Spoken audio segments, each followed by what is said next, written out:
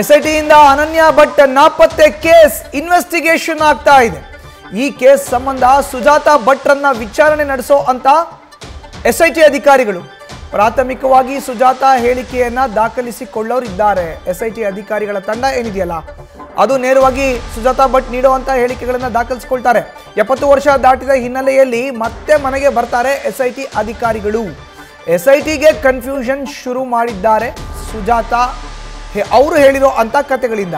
ಸಾಕಷ್ಟು ಕಥೆಯನ್ನ ಹೇಳಿದ್ರು. ಒಂದ್ ಕಡೆ ಅನನ್ಯ ಭಟ್ ಇದ್ದಾರೆ ಅಂತ ಹೇಳಿದ್ರು, ಅನನ್ಯ ಭಟ್ ಇಲ್ಲ ಅಂತ ಹೇಳಿದ್ರು. ಈಗ ಅವರು ಕೊಟ್ಟಿರುವಂತಹ ಹೇಳಿಕೆಗಳಿಂದ ಗೊಂದಲ ಉಂಟಾಗಿದೆ. ಹೀಗಾಗಿ ನೇರವಾಗಿ ಎಸ್ಐಟಿ ಅಧಿಕಾರಿಗಳು ಬರುವಂತ ಸಾಧ್ಯತೆ ಇದೆ. ನಮ್ಮ ಪ್ರತಿನಿಧಿ ಶಿವಕುಮಾರ್ ಮಾಹಿತಿಯನ್ನು ನೀಡ್ತಾ ಇದ್ರು.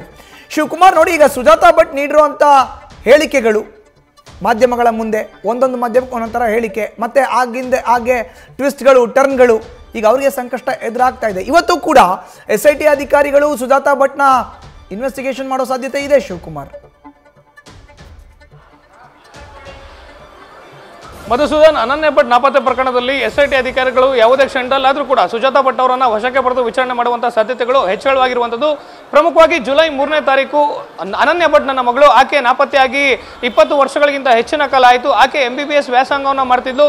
ಧರ್ಮಸ್ಥಳಕ್ಕೆ ಬಂದಂಥ ಸಂದರ್ಭದಲ್ಲಿ ನನ್ನ ಮಗಳು ನಾಪತ್ತೆ ಆಗಿದ್ದಾಳೆ, ಅವಳ ಅಸ್ಥಿಪಂಜರವನ್ನಾದರೂ ನನಗೆ ಕೊಡಿ, ನಾನು ಮುಂದಿನ ಕಾರ್ಯವನ್ನು ಮಾಡ್ತೀನಿ ಅನ್ನೋ ಮಾತನ್ನ ಆಕೆ ದೂರಿನಲ್ಲಿ ಉಲ್ಲೇಖವನ್ನು ಮಾಡ್ತಾಳೆ.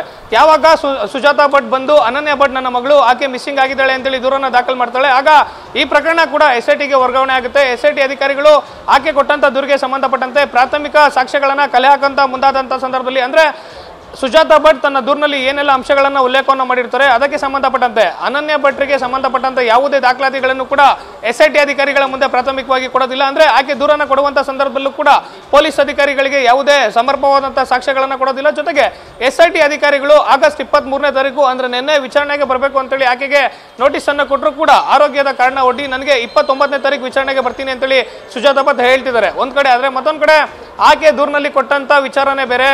ಅನನ್ಯ ಭಟ್ಗೆ ಸಂಬಂಧಪಟ್ಟಂತೆ ಅನನ್ಯ ಭಟ್ ನನ್ನ ಮಗಳು ಅಂತ ಹೇಳ್ತಾರೆ, ಆಕೆ MBBS ವ್ಯಾಸಂಗವನ್ನು ಮಾಡ್ತಿದ್ಲು ಅಂತ ಹೇಳ್ತಾರೆ, 20 ವರ್ಷಗಳ ಹಿಂದೆ ಆಕೆ ಮಿಸ್ಸಿಂಗ್ ಆದ್ಲು ಅಂತ ಹೇಳ್ತಾರೆ. ಆದ್ರೆ ಅದಕ್ಕೆ ಸಂಬಂಧಪಟ್ಟಂತ ಸಮರ್ಪಕವಾದಂತಹ ದಾಖಲಾತಿಗಳನ್ನ ಪೊಲೀಸ್ ಅಧಿಕಾರಿಗಳಿಗೆ ಕೊಡೋದಿಲ್ಲ. ಮತ್ತೊಂದ್ ಕಡೆ ಮಾಧ್ಯಮಗಳಿಗೆ ವ್ಯತಿರಿಕ್ತವಾದಂತಹ ಹೇಳಿಕೆಗಳನ್ನ ಕೊಡುವಂತ ಕೆಲಸವನ್ನ ಸುಜಾತಾ ಭಟ್ ಮಾಡ್ತಾರೆ. ಸದ್ಯ SIT ಅಧಿಕಾರಿಗಳು ಆಕೆ ದಾಖಲು ಮಾಡಿರುವಂತಹ ದೂರು ಜೊತೆಗೆ ಆಕೆಗೆ ಕೊಟ್ಟಿರುವಂತಹ ನೋಟಿಸ್ ಪ್ರತಿ ಮಾಧ್ಯಮಗಳ ಮುಂದೆ ಸುಜಾತಾ ಭಟ್ ಕೊಟ್ಟಿರುವಂತಹ ಬೇರೆ ಬೇರೆ ರೀತಿಯಾದಂತಹ ಸುಮಾರು 20ಕ್ಕೂ ಹೆಚ್ಚು ಹೇಳಿಕೆಗಳನ್ನ SIT ಅಧಿಕಾರಿಗಳು ಸಿದ್ಧತೆಯನ್ನೇ ಮಾಡ್ಕೊಂಡಿರುವಂಥದ್ದು. ಜೊತೆಗೆ ಸುಜಾತಾ ಭಟ್ ಆರೋಗ್ಯದ ನೆಪ ಒಡ್ಡಿ 29ನೇ ತಾರೀಕಿನವರೆಗೂ ಕೂಡ ಕಾಲಾವಕಾಶನ ಕೋರಿರುವಂಥದ್ದು. ಒಂದ್ ವೇಳೆ ಆಕೆ ಏನಾದರೂ ಪೊಲೀಸರ ವಿಚಾರಣೆಗೆ ಹಾಜರಾಗದೇ ಇದ್ದಂಥ ಸಂದರ್ಭದಲ್ಲಿ ಯಾವುದೇ ಕ್ಷಣದಲ್ಲಾದರೂ ಕೂಡ SIT ಅಧಿಕಾರಿಗಳು ಸುಜಾತಾ ಭಟ್ರನ್ನ ವಶಕ್ಕೆ ಪಡೆದು ವಿಚಾರಣೆ ಮಾಡುವಂತಹ ಸಾಧ್ಯತೆಗಳು ಹೆಚ್ಚಳವಾಗಿರುವಂಥದ್ದು. ಮಧುಸೂದನ್, ಶಿವಕುಮಾರ್, ಈಗಾಗಲೇ SIT ಅಧಿಕಾರಿಗಳು ನೇರವಾಗಿ ಮನೆಗೆ ಬಂದು ಒಂದಷ್ಟು ಪ್ರಶ್ನೆಗಳನ್ನ ಕೇಳ್ತಾರೆ, ಆಕೆ ಹತ್ರ ಮಾಹಿತಿ ಕಲೆ ಹಾಕ್ತಾರೆ ಅಂತ ಹೇಳಿದ್ರಿ. ಈಗ ಅಧಿಕಾರಿಗಳ ಮುಂದೆ ಯಾವ್ಯಾವ ವಿಚಾರಗಳು ಅಥವಾ ಅಧಿಕಾರಿಗಳು ಕೇಳುವಂತ ಪ್ರಶ್ನೆಗೆ ಯಾವ ರೀತಿ ಸಿದ್ಧತೆಯನ್ನ ಸುಜಾತಾ ಭಟ್ ಮಾಡ್ಕೊಳ್ತಿದ್ದಾರೆ, ಜೊತೆಗೆ ಅಧಿಕಾರಿಗಳು ಆಕೆಯನ್ನ ಇನ್ವೆಸ್ಟಿಗೇಷನ್ ಮಾಡಬೇಕಾದ್ರೆ ನಡೆಸಿರುವಂತ ತಯಾರಿ ಬಗ್ಗೆ ಉಲ್ಲೇಖ ಮಾಡೋದಾದ್ರೆ? ಮಧುಸೂದನ್, ಇಲ್ಲಿ ಅನನ್ಯ ಭಟ್ ನಾಪತ್ತೆ ಪ್ರಕರಣಕ್ಕೆ ಸಂಬಂಧಪಟ್ಟಂತೆ ಸುಜಾತಾ ಭಟ್ ಅವರು ಹೇಳ್ತಿರುವಂಥದ್ದು, ಅನನ್ಯ ಭಟ್ ನನ್ನ ಮಗಳು, ಆಕೆ 20 ವರ್ಷಗಳಿಗಿಂತ ಹಿಂದೆ ಧರ್ಮಸ್ಥಳದಲ್ಲಿ ನಾಪತ್ತೆ ಆಗ್ತಾರೆ. ಜೊತೆಗೆ ಆಕೆ MBBS ಅನ್ನ ವ್ಯಾಸಂಗವನ್ನು ಮಾಡ್ತಿರ್ತಾಳೆ.